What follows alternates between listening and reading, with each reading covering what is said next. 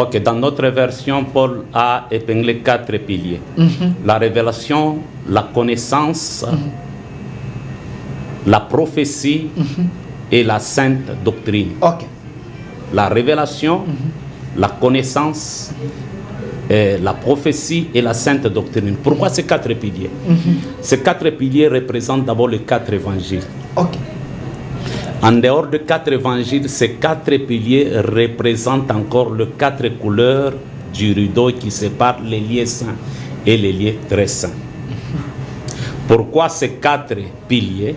Parce que lorsque Paul parle de la révélation, une bonne révélation doit typifier Christ.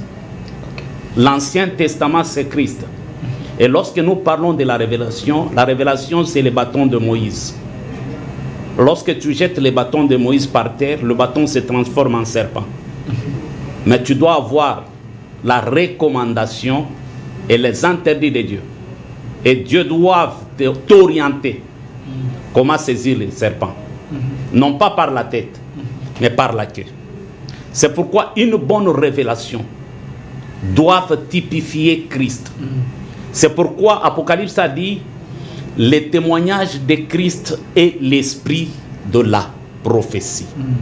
C'est-à-dire beaucoup de prophètes donnent des révélations qui ne typifient pas Christ. Ça, c'est le premier point. Le deuxième point, Paul parle de la connaissance. Nous devons avoir une connaissance sur la vie de Christ. Ok. Mon peuple périt par manque de connaissance. Nous devons avoir une connaissance très élevée, très aiguë sur la vie de Christ. C'est ce qui nous pousse à dominer, à convaincre le monde que nous marchons avec Christ. La Bible déclare, le peuple qui connaîtront leur Dieu, ils agiront avec fermeté. Le troisième point, il a parlé de la prophétie. Ici, je vais insister. Paul a parlé de la prophétie. Ce n'est pas une prophétie qu'on donne à l'Église. Mais Paul a parlé de la prophétie écrite. La prophétie écrite. Ça veut dire quoi? Les 3 parties de la Bible. Nous avons première partie de la Bible comme quelque chose qui est historique, une histoire.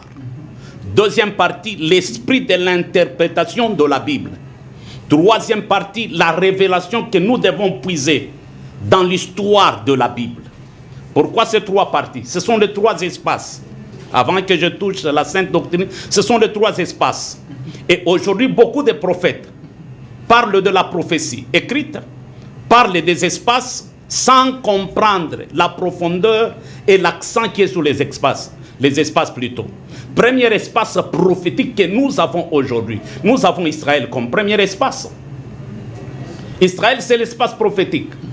Tout ce qui se passe en Israël, c'est l'horloge de Dieu.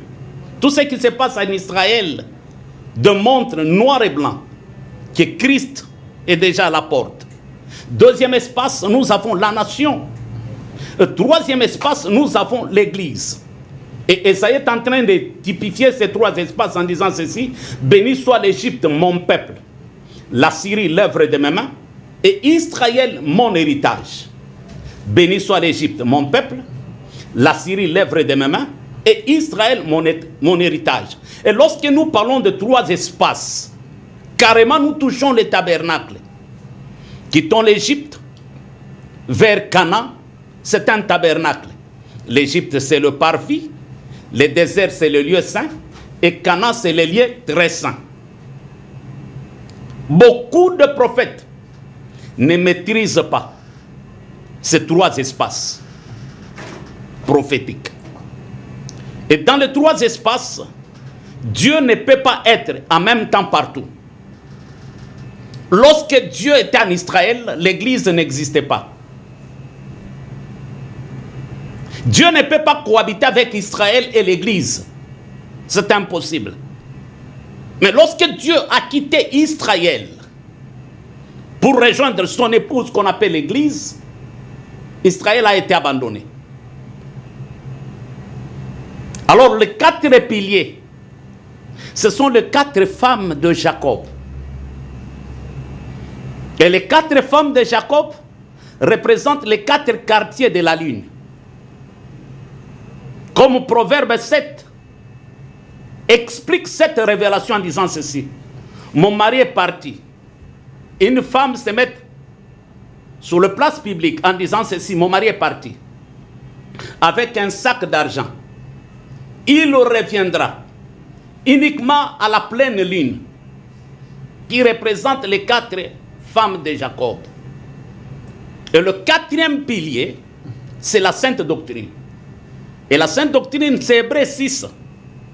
C'est bien, nous avons la facilité d'énumérer les 6 éléments de la sainte doctrine.